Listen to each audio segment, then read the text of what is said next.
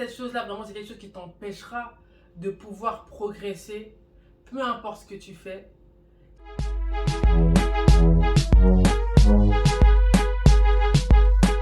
le monde, hello, hi, bienvenue sur ma chaîne. Je me présente pour tous ceux qui ne me connaissent pas, je m'appelle Shona et ça fait maintenant presque 6 ans que je vis à Toronto. On se retrouve pour une nouvelle vidéo sur comment devenir bilingue en moins de 3 mois. Donc si ça t'intéresse, n'hésite pas à commenter, liker et t'abonner à la chaîne pour encore avoir plus de vidéos dans ce style-là. And let's get into it! L'objectif aujourd'hui, c'est vraiment vous donner tous les tips, tous les conseils et tout ce que vous devez savoir, tout ce que vous devez suivre pour pouvoir être bilingue en anglais, parler sans gêne, sans crainte, sans honte, pouvoir se faire comprendre et pouvoir comprendre les autres en moins de 3 mois. Tu vas peut-être te dire, 3 mois, être bilingue, est-ce que c'est vraiment possible? Laisse-moi te dire que oui, c'est possible si tu suis tous les conseils que je vais te donner maintenant sur cette vidéo. Première mise au point, d'abord. Pour le fait d'être bilingue, on va faire une définition à moi. Pour moi, apprendre l'anglais à l'école, quand on est jeune, au lycée ou à l'université, c'est pas ça être bilingue. Ça s'appelle pas être bilingue. Ça s'appelle avoir des connaissances en anglais, avoir des bases, savoir conjuguer des verbes. Ça veut dire en aucun cas que tu es bilingue. Aujourd'hui, je veux te donner des tips, des conseils, tout ce que tu dois savoir pour pouvoir parler couramment anglais et te faire comprendre et surtout comprendre ce que les autres te disent en 3 mois. Le premier conseil, et ce que beaucoup de gens négligent, surtout dans l'apprentissage d'une nouvelle langue, il faut absolument que l'apprentissage dans la langue se fasse d'une manière très sociale, très enthousiaste, que tu fasses ça de la façon dont tu veux le faire. Apprendre à parler une langue, apprendre à communiquer dans une langue étrangère qui n'est pas la nôtre, tout en s'amusant. La meilleure façon d'apprendre une langue, pour tous ceux qui ne le savent pas, il y en a beaucoup qui le savent, mais il y en a aussi beaucoup qui ne le savent pas, c'est d'aller dans un pays où on parle cette langue-là. Parce que tu vas t'immerger dans le pays, tu ne vas plus avoir le choix de t'intégrer dans le pays, de t'initier dans les coutumes, dans les cultures, et tu seras obligé de te faire comprendre. Et ça, c'est l'une des meilleures manières d'apprendre une langue étrangère quand on veut apprendre le plus vite possible et qu'on a surtout le moyen de voyager. Malheureusement, étant donné que ce n'est pas tout le monde qui a les moyens de voyager et tout le monde qui a les moyens d'aller dans le pays où tu veux apprendre cette langue-là, je vais te donner tous les tips que tu as besoin de savoir pour pouvoir apprendre à parler l'anglais couramment dans le confort de chez toi. Il faut vraiment que apprendre la langue soit une distraction pour toi, et que ça ne soit pas une leçon, que ce ne soit pas genre en mode « Ah ouais, aujourd'hui je dois encore faire des cours d'anglais, je dois encore réciter l'alphabet, je dois encore apprendre les mots, à conjuguer les mots », alors que la vérité c'est que ces mots-là que tu vas apprendre à conjuguer, tu vas les utiliser une fois par an. Tu vois ce que je veux te dire ou pas? En général, tu utilises les bases, mais tout ce qu'on apprend à l'école, c'est pas ça que tu utilises en parlant tous les jours, everyday outside. Qu'est-ce que tu aimes faire? La plupart du temps, on aime regarder la télé, on aime écouter de la musique ou on aime lire des livres. C'est de cette façon-là que tu vas réussir à apprendre la langue le plus rapidement possible sans même t'en rendre compte. Parce que c'est vraiment ça le point, c'est apprendre sans s'en rendre compte. Parce que tu es en train de faire des choses que toi-même tu aimes faire. C'est pas une contrainte en fait. Tu n'es pas en train de bouger ton corps, aller s'asseoir dans une salle entre 4 murs, écouter quelqu'un parler, écouter un professeur parler, alors que ta tête est clairement ailleurs et que tu penses clairement à autre chose. Et on regarde pratiquement tous des shows, des TV shows ou bien des documentaires sur Netflix, sur YouTube, sur Disney+. Ce sont ces applications-là qui pourront t'aider toi à pouvoir pratiquer ton anglais sans même que tu te déplaces. Je vous donne un exemple. Tu es une série, tu es sur une série à fond, ça fait 2-3 semaines, tu as kiffé les premiers épisodes, t'en peux plus, tu veux absolument savoir c'est quoi la fin de l'histoire. Mais qu'est-ce que tu vas faire? Tu vas commencer par regarder cette série en sous-titres. Et c'est très important les sous-titres parce que le fait que tu lises en écoutant va te permettre d'insérer certains mots, certains vocabulaires, certains mots en anglais que en temps normal si tu aurais écouté ça dans la rue, tu n'aurais pas prêté attention. Mais parce que tu veux absolument comprendre ce qui se passe dans la série, tu vas lire. Tu vois ce que je veux te dire? Tu vas lire et tu vas commencer à apprendre certains mots sans même t'en rendre compte. Deuxième étape, on change la langue, on passe du français à l'anglais sous-titré. Tu vas écouter la série, mais tu vas aussi lire pour faire en sorte que si tu ne comprends pas l'accent, si tu ne comprends pas la façon dont le mot a été dit, tu puisses le lire et de ce fait-là, tu comprendras la phrase. Ce que beaucoup de gens font comme erreur, malheureusement, c'est qu'en fait, ils veulent absolument comprendre tout le sens de ce que quelqu'un est en train de dire quand il parle anglais et quand c'est les débuts pour toi. Mais tu n'as pas besoin de comprendre toute une phrase pour comprendre une phrase. Tu vois ce que je veux te dire?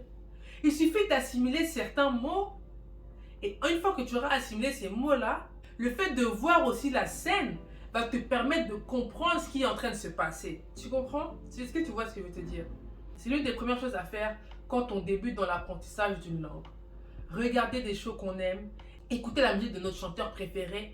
On a tous un chanteur ricain, vas-y, on ne comprend pas trop ce qu'il dit, mais on est, like, it's a vibes, you know. Et c'est exactement ça que tu dois faire. Donc, commencer à écouter des sons en anglais et lire les lyrics at the same time. C'est-à-dire que tu dois lire les paroles que tu chantes pour pouvoir les comprendre. Parce qu'on ne va pas se mentir, il y en a beaucoup qui chantent, mais vous ne comprenez même pas ce que vous dites en fait. Vous chantez, mais vous ne comprenez même pas ce que vous dites. Parce que vous ne lisez pas les paroles. Il faut que vous lisiez les paroles. Et en chantant, parce qu'en même temps, tu aimes l'artiste, so you want to listen to the song.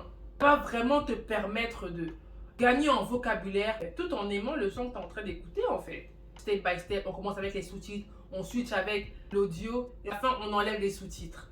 À la fin, il faut que tu sois apte à regarder ta série sans sous-titres, à comprendre ta musique sans pouvoir lire les paroles. Il faut que tu comprennes ce que tu dis. Et ça, c'est un travail que ton cerveau va faire de lui-même en fait. Inconsciemment, le fait de répéter quelque chose sans cesse chaque jour, ça va te permettre vraiment de gagner en vocabulaire et gagner en compréhension. Troisième conseil que je vais vous donner, sociabiliser avec des personnes qui ne parlent pas votre langue.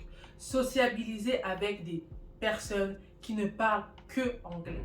Essayez de faire des activités avec, par exemple, si tu vas au sport, prends-toi un coach sportif qui parle anglais. Si tu fais de la danse, prends-toi un prof de danse qui parle anglais. Si tu fais de la peinture, prends-toi une prof de peinture qui parle anglais. Mais essayez de faire les choses que vous aimez avec des tuteurs ou des professeurs ou des personnes qui parlent cette langue-là. Parce que tu vas faire, comme je t'ai dit, quelque chose que tu aimes, quelque chose que tu ferais, que cette personne parle anglais ou pas, avec quelqu'un qui parle anglais. Ça va te permettre d'assimiler beaucoup plus rapidement parce que tu seras en train de faire quelque chose que tu aimes et tu devras aussi te faire comprendre parce que pour pouvoir faire cette chose-là, il faudra que tu comprennes ce que la personne en face de toi te dit. Aujourd'hui, on utilise beaucoup les réseaux sociaux. Aujourd'hui, on est pratiquement tous sur les réseaux sociaux, peu importe la plateforme. Et si tu as la possibilité de faire des nouvelles connaissances qui parlent anglais et qui te poussent à communiquer avec eux en anglais, ça t'aiderait énormément, parce qu'à fin des fins, si tu as des amis qui parlent anglais ou si tu fais des rencontres dans un pays où on parle anglophone, si tu fais des rencontres dans un pays où on parle anglophone avec une personne qui parle anglais, parce que tu as envie de communiquer avec cette personne et parce que cette personne t'intéresse, tu te sentiras obligé de le faire en fait, de te faire comprendre. Quatrième point que beaucoup de gens négligent. Cette chose-là, vraiment, c'est quelque chose qui t'empêchera de pouvoir progresser, peu importe ce que tu fais. Si tu as peur de faire des erreurs, si tu as peur de faire des fautes, si tu es trop timide pour t'exprimer, ça ne sert à rien de vouloir commencer à apprendre une langue. Parce que tu seras bloqué en fait. Donc il faudra que tu fasses un travail d'abord sur toi-même, sur le fait d'être à l'aise. Don't be shy. Vous dites déjà, les francophones qui me regardent, les anglophones, ils ne sont pas comme vous. Hein. Ah non, qu'on soit clair. Les anglophones, ils ne sont pas comme vous. Les anglophones, vous faites des fautes, on vous corrige. Et on te dit, dis ça de cette façon-là. Comme ça, la prochaine fois que tu diras ça, tu le diras de l'autre façon. Personne n'est là pour se moquer de toi. Personne n'est là pour te dire, oh, mais tu ne sais pas parler anglais, etc. C'est des trucs de français, en fait. Malheureusement, les Français ont cette manie à se moquer de toi quand tu n'arrives pas à t'exprimer correctement. Dès que tu fais une petite faute d'orthographe ou une petite faute de vocabulaire, oh, tu ne sais pas parler français, etc. Non, écoutez, gardez cet état d'esprit-là avec les francophones. Quand tu seras face à un anglophone, ils n'ont pas le temps pour ça en fait. Les anglophones n'ont pas le temps pour ça. Les moqueries, le rabaissement, etc., ils n'ont pas le temps pour ça. Donc, tu dois vraiment avoir confiance en toi, confiance en ce que tu dis, confiance en tes erreurs, parce que c'est normal de faire des erreurs et que si tu ne fais pas d'erreurs, toi, tu n'apprendras pas en fait. So, don't be shy.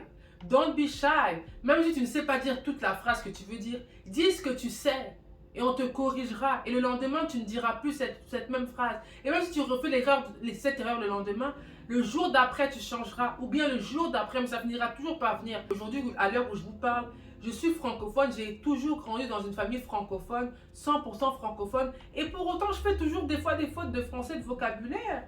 Mais c'est pas pour autant que je vais arrêter de parler français. Tu vois ce que je veux te dire? C'est pas pour autant que tu dois arrêter de communiquer en anglais. Abonnez-vous sur ma chaîne. Merci. Et likez la vidéo. Voilà, on continue. Prochain conseil que je pourrais vous donner, c'est vraiment de pratiquer le plus possible. Pratiquer le plus possible. Si tu fais tout ce que je te dis, mais tu le fais une fois par mois, ça sert à rien. Clairement, c'est pas en 3 mois que tu vas comprendre, tu vas être bilingue. Tu vois ce que je veux te dire? Mais si tu le fais régulièrement, donc une fois par jour, ou une fois tous les 2 jours, crois-moi que tu deviendras bilingue en 3 mois. Le prochain conseil que je voulais aussi vous donner, c'est ne fais pas plus que ce que tu peux. C'est-à-dire, n'essaye pas de te bourrer le cerveau à apprendre des mots, parler tout le temps, alors que ta tête n'est même plus là, ton cerveau n'est même plus là, tu es déjà KO, tu es exténué, tu rentres d'une journée de travail, etc. Genre, tu n'es pas dans le mindset qu'il faut, ça sert à rien, tu ne vas pas réussir à apprendre. Donc, il faut vraiment savoir quand dire stop à un moment donné où tu as déjà fait assez et que ton cerveau ne peut plus faire plus, au lieu de se surpasser. Enfin, c'est pas comme le sport. Apprendre l'anglais, c'est pas comme le sport. Tu vois, dans le sport, tu dois te surpasser toujours, aller au plus haut, au plus loin, etc. Mais l'apprentissage d'une langue, c'est qu'une fois que tu vois que c'est bon, t'en peux plus. Like, I'm done for the day, I'm done for the day. Évitez le plus possible d'utiliser les Google Translate, tout ça, pour traduire toute une phrase. Ne le faites pas. Traduis des mots, pas des phrases. Parce que de 1, ça traduit mal, et de 2, ça ne t'aide en rien en fait. Si tu veux te faire comprendre et que tu as déjà des bases, parce que tu auras des bases à force d'avoir lu, à force d'avoir regardé des films, à force d'avoir écouté de la musique, tu auras forcément des bases si tu fais ça tous les jours comme je te l'ai dit. S'il te manque un mot dans une phrase, pour construire ta phrase, oui, je te dis, va sur Google Translate ou va sur... il y a plein d'autres sites de traduction qui t'aident à traduire un mot. Celui-là, c'est vraiment quelque chose que les francophones font tellement que je ne sais même pas comment arrêter ça. Plein de francophones que j'ai rencontrés font cette erreur-là. C'est de voyager, tu vas dans un pays anglophone, que ce soit à Londres, que ce soit au Canada, que ce soit aux États-Unis, que ce soit au Nigeria, que ce soit au Ghana ou je ne sais pas où. Tu vas dans un pays qui est anglophone pour ne chercher qu'à parler qu'avec des francophones. But this doesn't make sense. Je suis en Amérique, donc j'ai quitté l'Europe. J'ai quitté la France, j'ai quitté la Belgique, j'ai quitté la Suisse, j'ai quitté whatever, j'ai quitté l'Europe. Pour aller dans un pays anglophone, pour chercher des Européens. Pour pouvoir apprendre une langue. Je ne dis pas pour quand tu apprends une langue, quand tu as déjà appris une langue. Bien sûr que tu vas bien sûr qu'on cherche les gens de notre culture. Quand tu as déjà appris la langue, etc., c'est pas un problème. Quand tu viens avec un but de learn, like you're here to learn. Comment tu veux faire pour apprendre une langue si tu es entouré que des gens qui parlent français? S'il te plaît, explique-moi. Explique-moi. Non, c'est pas le processus à suivre en fait. C'est pas la procédure à suivre. Si tu viens dans un pays pour apprendre une langue, entoure-toi des gens qui parlent cette langue-là. Rentre en immersion avec le pays, avec la culture, avec la langue du pays. Et crois-moi que ça fait toute la différence. Ça fait toute la différence. Donc je vous invite à suivre ou essayer de suivre tous les conseils que je vous ai donnés. Ça va vraiment vous aider dans votre apprentissage pour être bilingue, pour pouvoir communiquer en anglais sans problème, sans difficulté, sans avoir honte. À un moment où tu ne seras pas au niveau, il y aura un moment où tu seras aussi au niveau. Et ce moment-là, on l'attend tous avec impatience. Je t'invite à liker la vidéo, commenter et partager la vidéo si vous connaissez des membres de votre entourage qui seraient intéressés pour avoir quelques tips, quelques conseils pour savoir comment apprendre l'anglais. Je vous invite surtout à vous abonner. Merci d'avoir regardé la vidéo jusqu'à la fin et on se dit à bientôt.